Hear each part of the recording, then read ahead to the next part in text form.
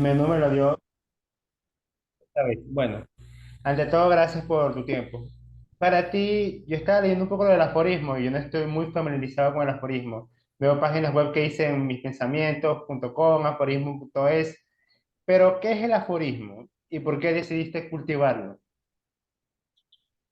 Pues muchísimas gracias, lo primero, George, por la invitación a esta charla, que esperaba con muchas ganas. Y en cuanto a los aforismos, bueno, un aforismo tiene muchas definiciones, además hay muchas dadas por los propios aforistas, es un género que reflexiona mucho sobre sí mismo, ¿no? A raíz de esa escritura que se lleva a cabo. Es para mí un paso intermedio, por no ir a la definición canónica, un paso intermedio, no, un género que ha encontrado su asiento entre la filosofía y la poesía, en su forma ya más contemporánea. Eh, sí, son frases obviamente breves, se, se identifican sobre todo por la brevedad, aunque tiene que ver para mí más con la concisión que con una brevedad impuesta, ¿no? No es un número de más con... Y no hay, creo, una razón exacta por la que yo escribí en su momento aforismos o por la que tengo mucho interés por el género. Eh, Supongo que fundamentalmente tiene que ver con las lecturas. Hacen Ah, querer seguir por esa vía y también encauzar la propia escritura hacia ahí. ok, ok. Y te iba a preguntar, tienes dos obras, Bajo Presiones de Editorial Crea y Gestar el Tópico de Editores España. El proceso de construcción de cada poemario, ¿cuánto te tardó? No sé qué nos puedes comentar sobre la escritura de, por lo menos de bajas presiones de la editorial Crea. Pues hay una respuesta que a mí me gusta mucho, que obviamente no es mía, pero deberíamos usar mucho más y apropiarnos, que era de Gil de Viezma, si no me equivoco, que es toda la vida, ¿no? Tardamos en escribir justo esas obras porque al final cristaliza un montón de vida, de experiencias, de pensamientos, de escrituras en un poema o en un aforismo, etcétera. Entonces, en ese sentido, pues no hay una fecha a raíz de la cual yo pueda pensar, a partir de aquí escribí ese libro y luego terminé. Sí que hay una fecha de finalización que al final tiene que ver, creo que en la mayoría de los casos, con la publicación, porque es cuando ya pues, el tópico no se puede ya retocar más. Ujú. Pero diría que pasaron 4 años entre un libro y otro.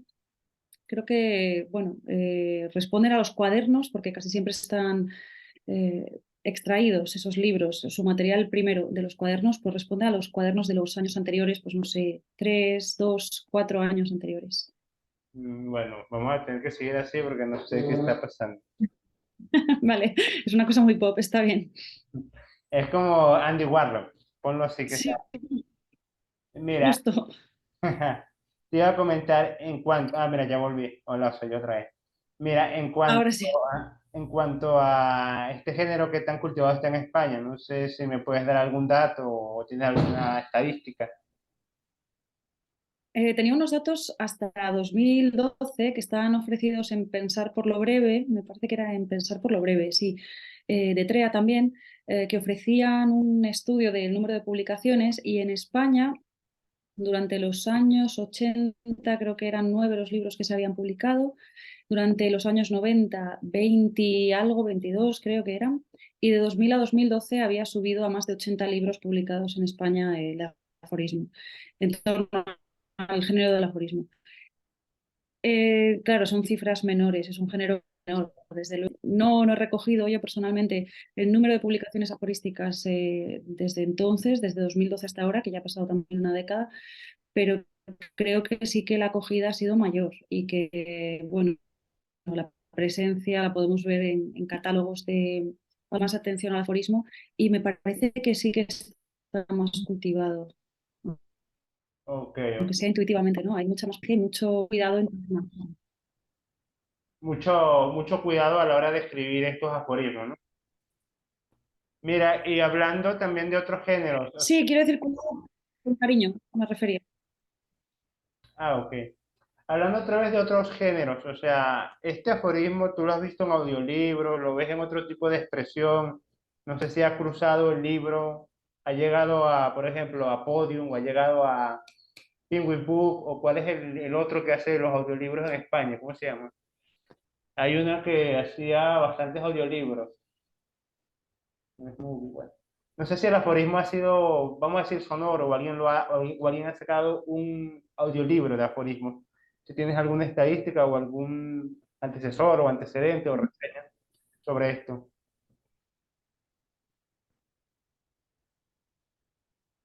No tengo conocimiento de audiolibro de libros de aforismos. Tampoco sé si tendría demasiada... No sé, no estoy muy puesta en el mundo del audiolibro ya para llegar a muchísimos, Ok. muchísimas más lectoras y me parece que el aforismo es O sea, ¿crees que, bueno, continúa? ultra de hacer mística de los aforismos, así que Sí, ya te digo, bueno, era Podimo. Hay varias plataformas de audiolibros. Te iba a explicar por una, pero se me olvidó.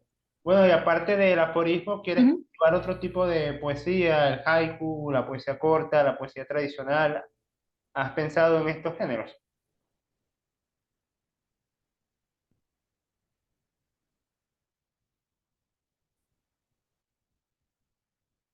Sí, inevitablemente por la docencia y por ellas he pensado en algunos casos, sobre todo pues aprendiendo de quienes verdaderamente saben de ello.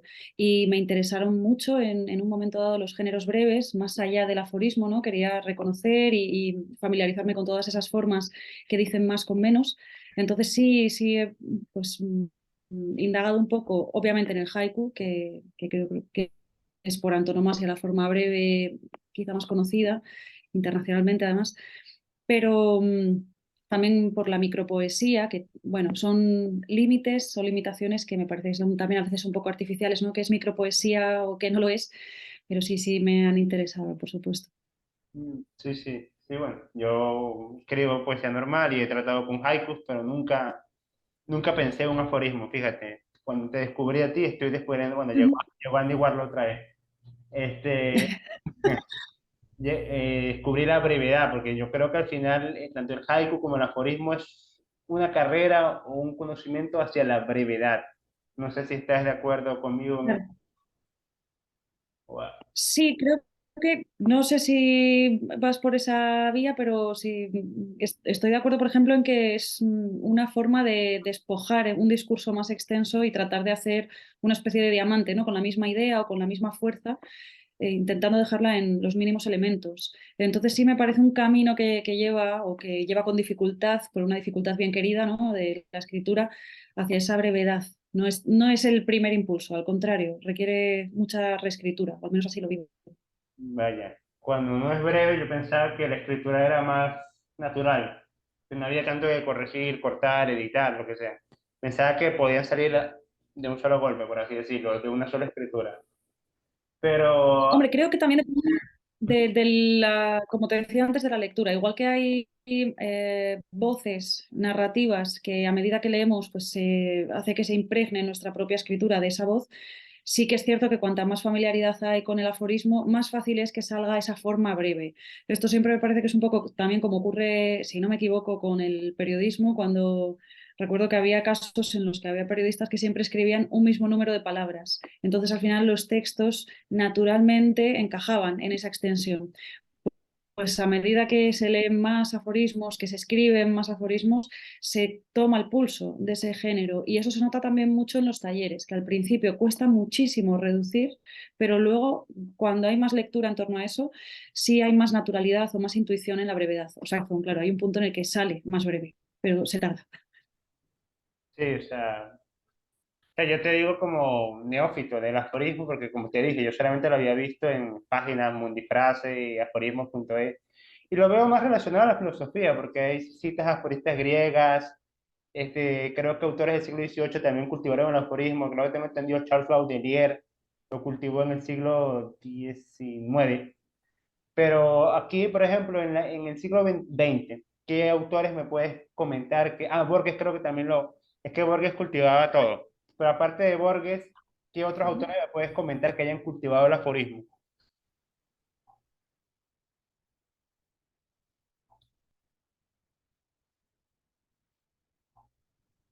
¿Aló, estás ahí? No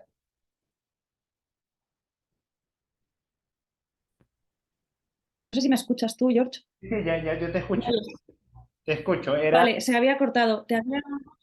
Creo que te escuché la pregunta, era sobre todo por autores, por aforistas del siglo XX, ¿no? Me preguntabas. Una cosa- no, no lo he oído. Eso es que hay un problema súper guarjoliano con esto, con el audio que llega también un poco cortado. ya, bueno, ¿qué aforistas conoces del siglo XX? Esa es la pregunta. ¿Qué autores conoces que han cultivado aforismos? Ok, ok. Una cosa sobre lo que decías antes también de la antigüedad clásica o el momento en el que se empezaron a escribir, esto es un poco anacrónico, ¿no? Y quizá está forzado, pero se dice que Hipócrates fue, desde su oficio de médico, el primero que empezó a escribir aforismos porque el corte clásico del aforismo consistía en la transmisión de las normas, de los preceptos de un oficio de una manera muy sucinta. Y entonces, pues sí que había una serie de recomendaciones, etcétera, ¿no? Para esa manera de ejercer un oficio de ese tipo. Pero sí, en el siglo XX yo creo que hubo un renacimiento del aforismo muy potente. Claro, me preguntas, ¿a cuáles conoces? Hay un montón, un montón. Para mí, por ejemplo, el fundamental y el primero fue Cioran. Pero yo qué sé, es que del siglo XX hay una barbaridad. Pues tenemos también a Carlos Edmundo de Oria, aunque son epigramas, es distinto, son otro tipo de textos, aerolitos, perdón, no son epigramas. Pero, a ver, déjame pensar, incluso a finales del siglo XX, pues a mí me gusta mucho, es difícil encasillar completamente, pero Carmen Camacho yo creo que ya a finales, bueno, no, ya es posterior, igual 2000 y algo. Jordi Doce también 2000 principios.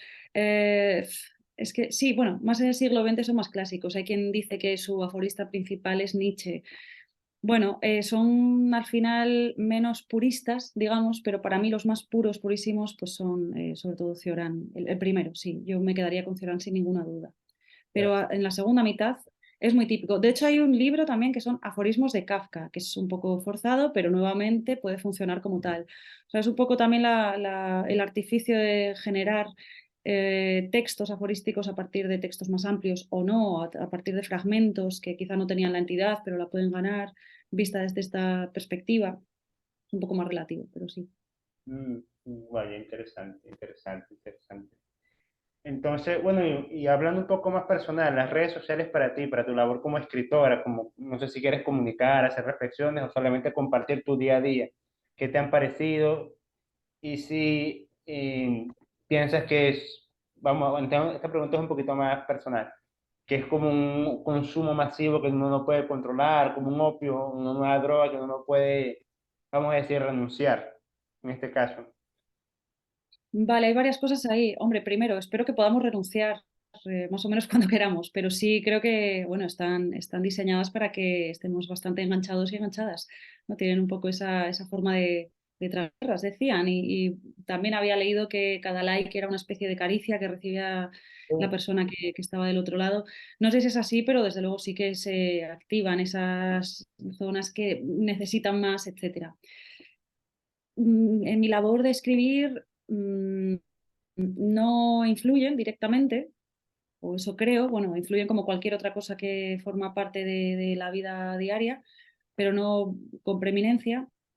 Y quizás sí en la parte social de la escritura, ¿no? En lo que supone pues compartir cosas o lecturas, sobre todo, conocer a gente con los mismos intereses, eso desde luego, claro, eso sí.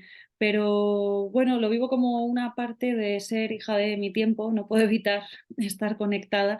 Vale, Quiero decir, puedo evitarlo, me parece natural, culturalmente hablando, pues tener cierto contacto virtual con la gente y eso nos permite cosas como lo que estamos haciendo hoy. Pero me gustaría no estar tanto a veces. O sea que por temporadas me desinstalo todo, por temporadas vuelvo, o sea que depende.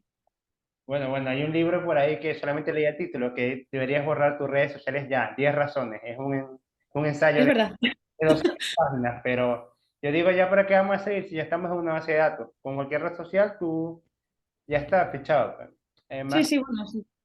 lo miras, por ejemplo, en YouTube, cuando ves las recomendaciones, eso es toda la información que te analizan y lo que tú has visto antes son lo mismo que te da para ver. Ujú. Mira, hablándonos de tus libros de cabecera, ¿qué libros crees tú que han influido en tu vida, en tu quehacer literario? Veo que tienes muchos atrás de ti. No, aquí no hay, esto es una parte, si no, pues es difícil, ¿no? Creo que para cada libro sí que hay unos libros que estuvieron un poco detrás. Recuerdo que detrás de Bajas Presiones estuvo, obviamente, Cioran, estuvo también algún libro de Thoreau, recuerdo, también el tono de diario de otros libros y ahí había un poco más de, no voy a decir libertad, no es libertad, pero un poco más de dificultad a la hora de identificar esas fuentes primeras, ¿no? Que influían en esa escritura. Pero en el segundo libro, en Gestar un tópico, quizá estaba yo más atenta o no lo sé, o era más consciente de esto al ser un segundo libro y las identifiqué mejor, o eso creo. Y por supuesto, estaban detrás las lecturas de la Escuela Poética de Nueva York, principalmente de John Ashbery.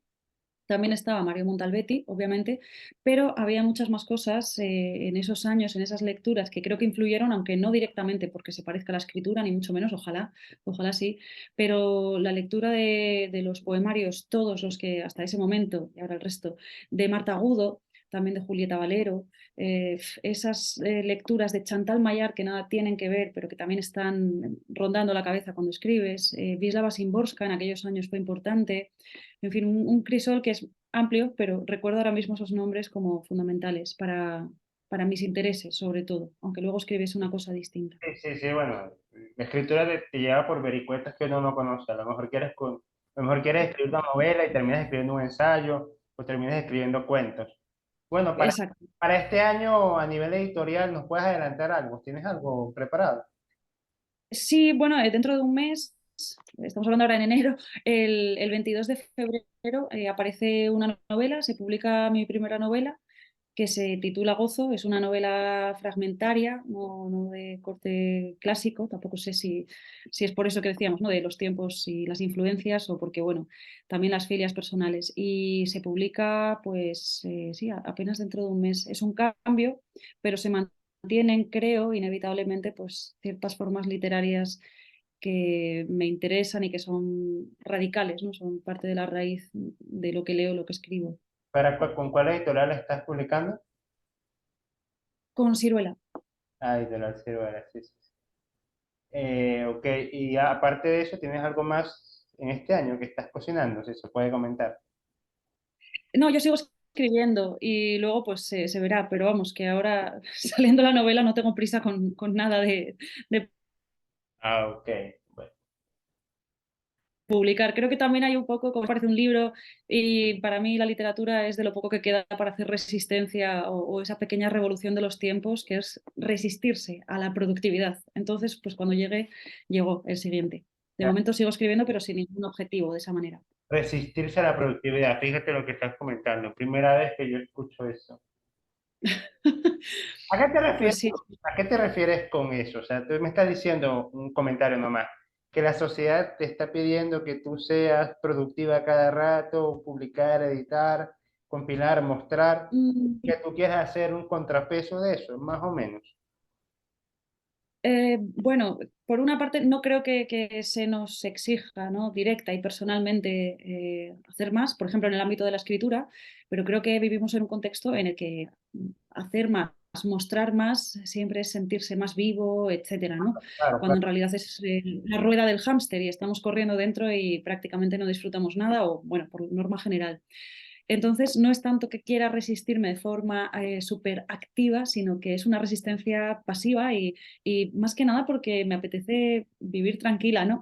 Y creo que la literatura es una de esas cosas que por su propia naturaleza se escapa o se debería escapar a esas imposiciones de la productividad, precisamente, ¿no? Eso también, bueno, es el eterno conflicto, en algunos casos, hay gente que lo tiene más claro, de si escribir es un trabajo o no lo es. Entonces, bueno, es más complicado de responder, pero, pero ahí está el asunto. Pero bueno, yo lo veía más que todo porque como todos somos finitos, todos tenemos una vida, hay que producir lo que uno deja, pues. Si uno está escribiendo, a menos que sea algo únicamente personal, solamente para uno, que no quiere, tiene que mostrarlo o tratar de buscar los medios para mostrarlo al mundo, porque es un tiempo que tú no estás recuperando, el tiempo pasa como de Sandman. No sé si escuchaste el Sí, audiolibro. sí, sí, claro. Claro, no, no lo he escuchado, pero también, precisamente porque somos finitos, qué ganas de aprovechar todo lo que hay, ¿no? O Sí, sea, sí. salir con un libro y leerlo, no necesariamente escribir uno más y uno más, que Ah, sí, por supuesto. eso es lo que te iba a preguntar. Si ahorita llega Audible, ya me acordé, y te dice a Sahara, te, quer- Audible, vale, ok, te queremos para The Sandman Acto 4. ¿Vas o no vas con él? ok. No lo sé porque no soy muy usuaria de audiolibros, tengo que confesarlo. Es que me encanta leer, Bueno, el sonido también aporta mucho a la narrativa. Por ejemplo, ok, te cambio la por pregunta. supuestísimo. Te cambio la pregunta. Sí. Tres libros que te gustaría narrar. Ya, es más fácil narrar con Audible o con cualquier otra compañía. Ahí te los dejo. Mm, o sea, que me gustaría ver narrados, no para narrar yo, entiendo, ¿no? Que no tengo experiencia. No, no, que tú narres, que te inviten. Vamos, que tú narres, que quieras narrar con tu voz. Pues supongo que el mío, ¿no? Algo de narrativo, ya que publico una, es la voz que conozco mejor. Ya tienes una, te faltan dos, pues. No lo tengo muy claro. Tendría que repasar mis novelas preferidas, pero no tan preferidas como para temer estropearlas al narrarlas. Es difícil, es difícil. Es que es una pregunta de cuáles son tus libros preferidos, y por eso el mío no, no iría, por supuestísimo que no, pero sí que da un poco de miedo al narrarlo una misma, a ver si se estropea, ¿no? Porque con los profesionales y las profesionales que hay en torno a los audiolibros, pues como para meter la pata ahí. Bueno, pero aquí te estoy dando el caso que Audible te invite personalmente. Sí, sí, que se fiase, ¿no? De mi buen hacer. Opciones. Maligno. Fíjate, hablando un comentario aquí con The Sandman, yo leí porque sabes que el idioma original es Neil Gaiman, y Neil Gaiman hace el narrador, Sí, y ujú, sí, es verdad. son 150 actores de voz, pues. Pero para España lo doblaron y pusieron al hermano de Bardem, no sé si lo conoces, Carlos, Ah, sí, bueno, ahí va. Sí, Carlos, vale. como el narrador, y Ok. contrataron a 150 actores españoles para los personajes. Entonces, yo me escuché acto primero, porque es acto primero, acto segundo y acto tercero. Solamente acto primero son 10 horas y media de la historia completa. Entonces digo, wow, ¿cuánta plata le mete estas personas a eso, vale? Eso es. Pues pasta, ustedes dicen pasta, ¿no? Sí, sí, Pasta, sí. pasta que, wow. Pero te invito a escucharlo, porque tiene efectos sonoros muy impresionantes. Por ejemplo, en la parte que llega una parte de unos zombies, llega al infierno y vienen los demonios. Y la música, el actor que te hace la voz del demonio tal, de Sael, es impresionante todo lo que uno puede hacer con la voz y los mundos que uno puede construir a nivel Ok. narrativo. Mira lo que se abre, ¿no? Ya no solo la novela, no solo la serie, sino, vamos a decir, un género híbrido que te permite tomar y ser parte de una historia, que al final es un poema, un ensayo o una novela. Para mí es contar una historia de la mejor forma que puedas contarlo, con los medios que tú puedas contarlo. Ujú, así es. Es, Así es. Estoy de acuerdo. te invito a que escuches The Sandman. Yo voy a ver si me escucho acto 2 y acto 3. Bueno, entonces, Empezaré. Empezaré con las 10 horas. Por cierto, acabo de recordar también, me preguntabas antes de los aforistas del siglo XX. Canetti no es tampoco de los purísimos aforistas, pero tiene cosas maravillosas. Y Dionisia García también. me hablas de Elías Canetti. Sí, sí, sí. Es que los otros nombres no los tomé, pero cuando escuché a Elías Canetti, creo que Sí, es sí. más ensayista y filósofo, ¿no? Sí, pero por ejemplo, el libro de las moscas tiene alguna cosa que puede considerarse susceptible de ser aforista, aforística, perdón. Hay, bueno, lo que te decía, un juego no posible entre qué pertenece al género y qué no. Ahora sí que escribimos con conciencia de esto es un libro de aforismos y ya está. Pero bueno, antes pues se barría un poco para casa, ¿no? Como decimos, para intentar que el género engrosase con esos nombres. Se mezclaba un poco, o sea, era híbrido, vamos a decir.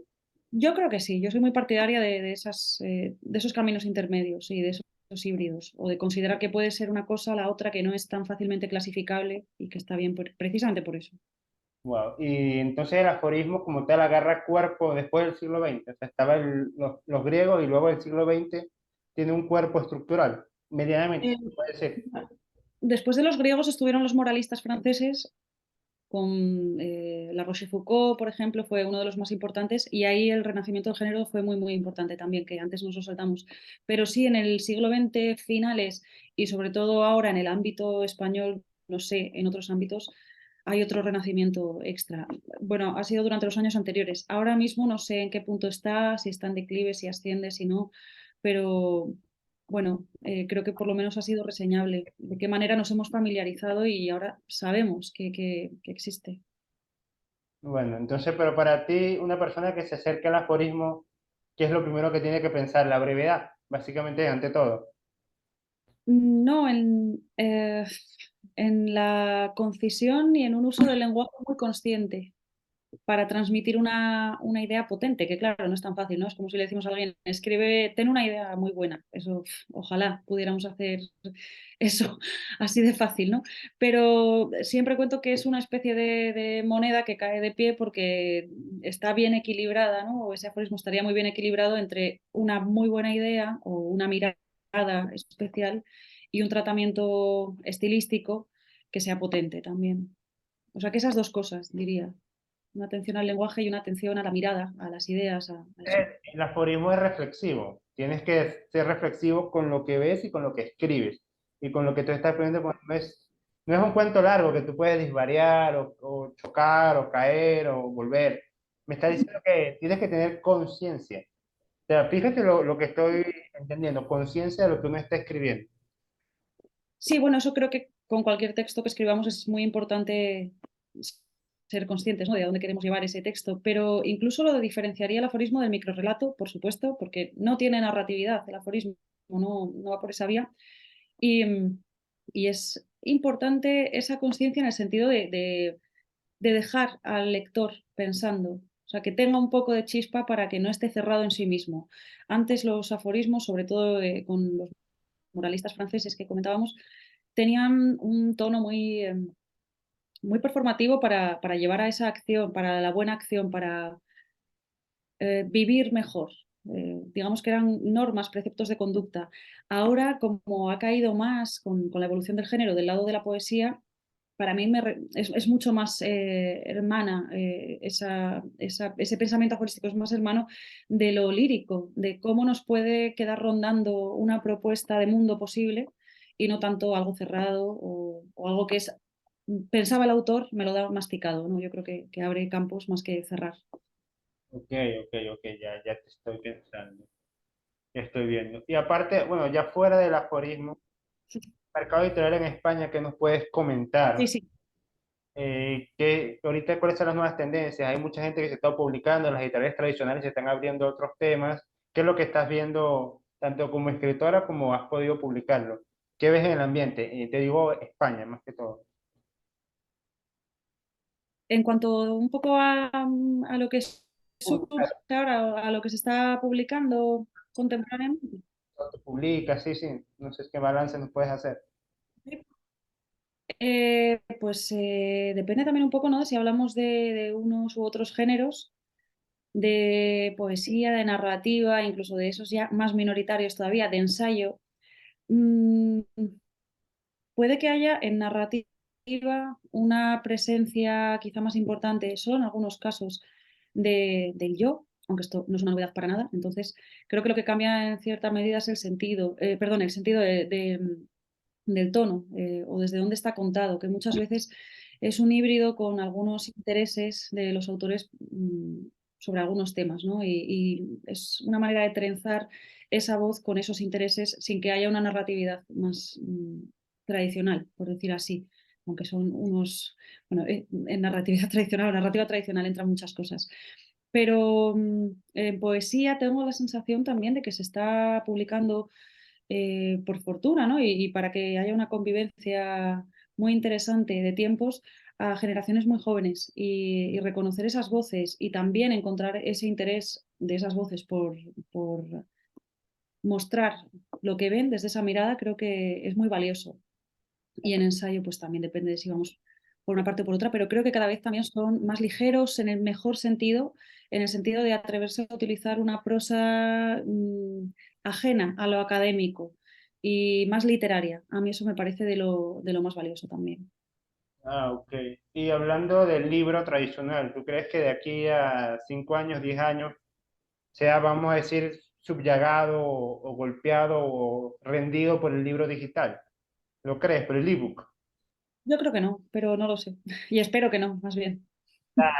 Consigues la magia en la lectura, en las páginas, vamos a decir, reposar en un patio y leer tus libros como antes, como en las generaciones pasadas. Eh, a ver, yo durante un tiempo tuve que leer porque vivía lejos, no podía llevarme los libros, tampoco podía comprar los libros que me interesaban.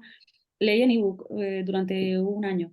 Y bueno, no es un problema, pero yo me quedo con el libro en papel, la verdad. Desde que puedo, bueno, hace ya 10 años creo, pero desde que puedo otra vez leer en papel, he vuelto en rarísimas ocasiones al ebook. Entonces, bueno, no sé a qué se... En Venezuela pasa lo contrario, porque como primero los libros que llegan son muy reducidos a la importación de España a Venezuela, más que todo el mercado de América Latina por la situación país. Entonces Ajá, uno agarra el ebook, lo agarra el Telegram y hay un boot de autores, y encima cae y está perfecto porque te queda completo con el tamaño de la pantalla. Claro, el problema es el brillo. claro, claro. Con unos lentes tú lo eliminas. Pues yo digo que el ebook, para ser una opinión ya personal, para mí el ebook pudiera, Sí, vamos a decir, suplantar el libro tradicional, pero de aquí a 30 años. Y siempre digo, le recalco que es una forma de ser más accesible al conocimiento. O sea, porque un libro que no sí, es sí, eso es cierto. digital, básicamente en este mundo no existe. Y tú no puedes consultarlo, ni puedes utilizarlo como referencia, no puedes utilizarlo como nada. Entonces, eso también es la tecnología y el salto a lo Ya. que viene es fundamental para la educación, para el conocimiento más que todo. Pero al final creo que el ser humano busca de una o de otra forma el conocimiento, sea para ser mejor trabajador, mejor escritor, en cantidad de cosas. Ujú. Entonces, bueno, Sahara, te agradezco la charla, agradezco el tiempo, disculpa los detalles técnicos que se escapan de las manos. Yo pensaba que tenía 10 megabytes de banda ancha, pero al parecer ya no es así, o hubo un pico donde yo... Pero bueno, Bueno, pero lo hemos conseguido. son cosas que pasan. Entonces, cierro la conversación invitándote otra vez a que, bueno, dejen de Sandman volumen 4. Quiero escucharte ahí. Lo haré. Lo haré. Muchísimas gracias por todo y por la conversación. Y los problemas técnicos, pues solo puedo decir que eso, que al final lo conseguimos igualmente. Dale, dale, Muchas gracias, George, por todo y por las preguntas. dale. Muchas muy amable por su atención. Buen día, chao.